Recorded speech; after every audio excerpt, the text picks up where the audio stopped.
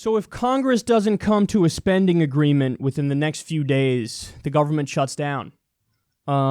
So the Republicans have the votes to pass whatever they want, but they're blaming Democrats at the moment. Like, oh, if there's a shutdown, blame the Democrats.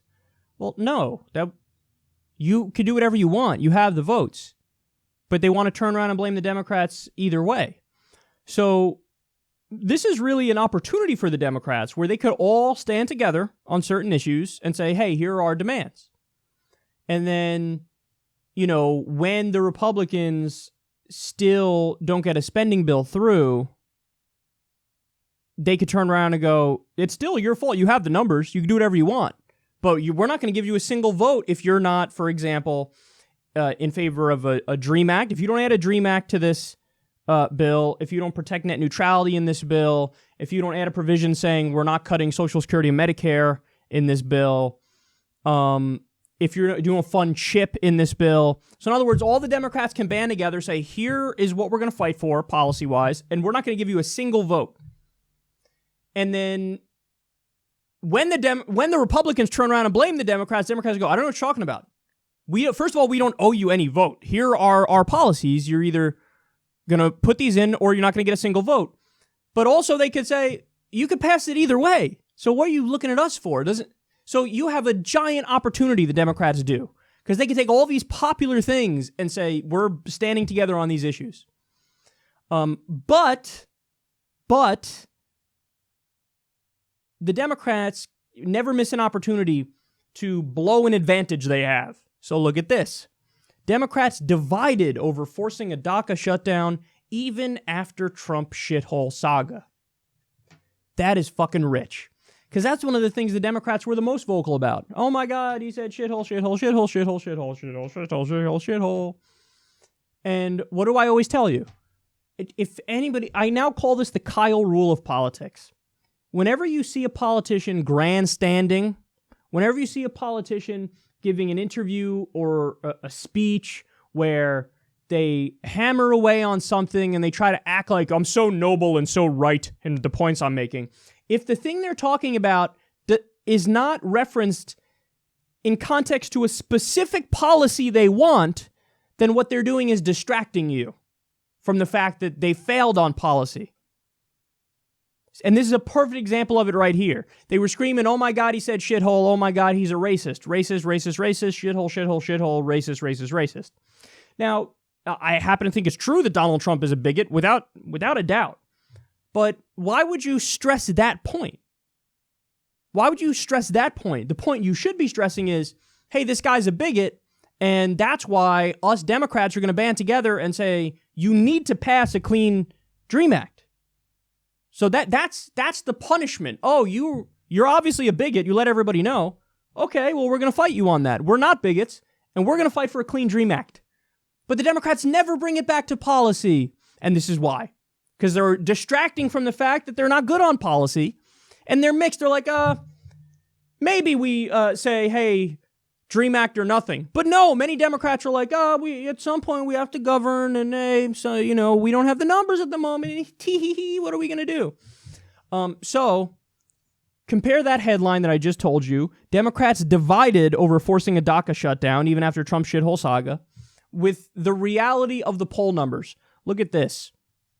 This is Ben Winkler. He says, fascinating finding, 54% of respondents say it's more important to get a spending deal that reflects their priorities versus 37% saying it's more important to prevent a shutdown. What's their priority? They want to protect dreamers. They want the Children's Health Insurance Program, CHIP, hurricane relief, etc., not a wall.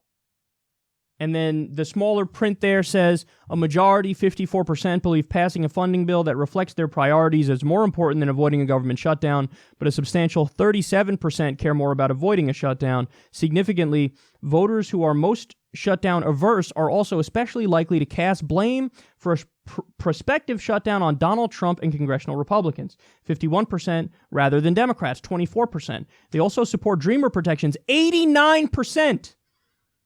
More than the overall electorate, while voicing less support for Trump's wall, 32%. Thus, if a budget amendment is not reached, Republicans are far more likely than Democrats to receive blame from those voters most angered by a shutdown. Look at those facts. Look at those facts. So, in other words, it is nothing but wins across the board for the Democrats here. By the way, the overall number in the country of people who support a DREAM Act, 70%. It's even a majority of Trump voters that want a DREAM Act. So, the Democrats have, on all those individual issues, DREAM Act, net neutrality, the CHIP program, well over 50%. Most people are with them on all those issues. Furthermore, a majority of people say, I'd rather have a spending bill that reflects my priorities than avoid a shutdown. And then on top of that, people say, overwhelming majority says, I will blame the Republicans if there's a shutdown. So where the fuck is the question? Where's the question? Every single Democrat should get on board and go, here are our demands.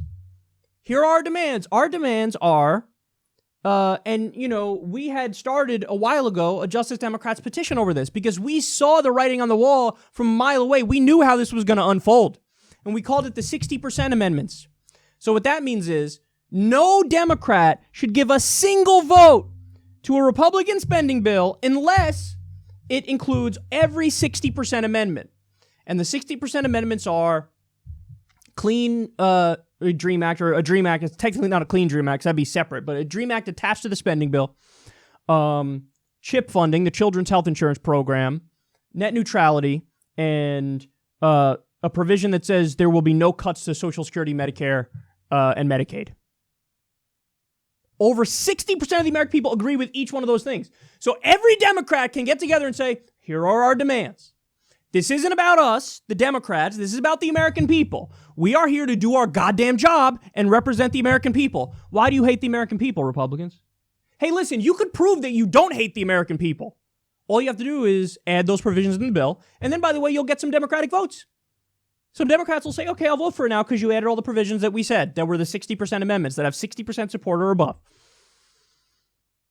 And again, remember, so what many Democrats are scared of is, oh my God, but then what if the Republicans don't add it into the bill? Okay, then there's government shutdown. Now, again, you might say, oh my God, well, we don't want that. Why wouldn't you want that? I just told you the numbers. It's only 24% of the country is going to blame Democrats for that.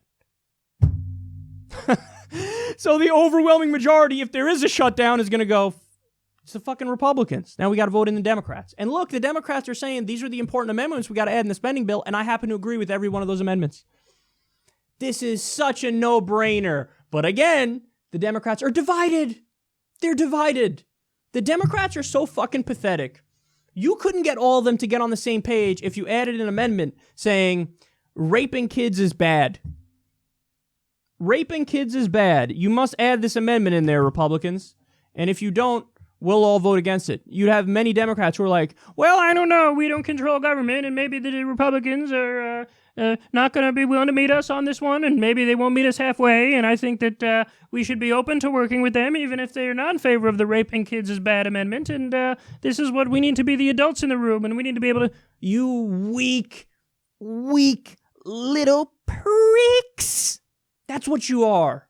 You're spineless. Because, listen, on many issues, I should say, the Democrats secretly agree with the Republicans on policy. Deregulation, NSA spying, we just covered it. Many of the Democrats do. The corporate Democrats do.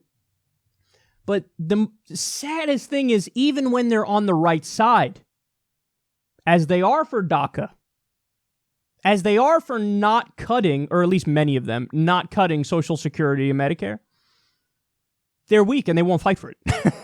So even when they happen to believe the right thing, they're weak and they won't fight for it. Well, look, I'm going to say it again, the 9,000th time. Then don't get mad when you don't win elections. Because what do you think the consequences are? If you don't want to do the right thing, you don't want to fight for the people, you don't want to grow a spine, well then don't be mad when people don't show up to vote for you. If you want people to vote for you, I'm telling you the way to do it. This is how you do it. And this is how you win in a landslide in the next election. But again, they're divided. They're divided. Sorry.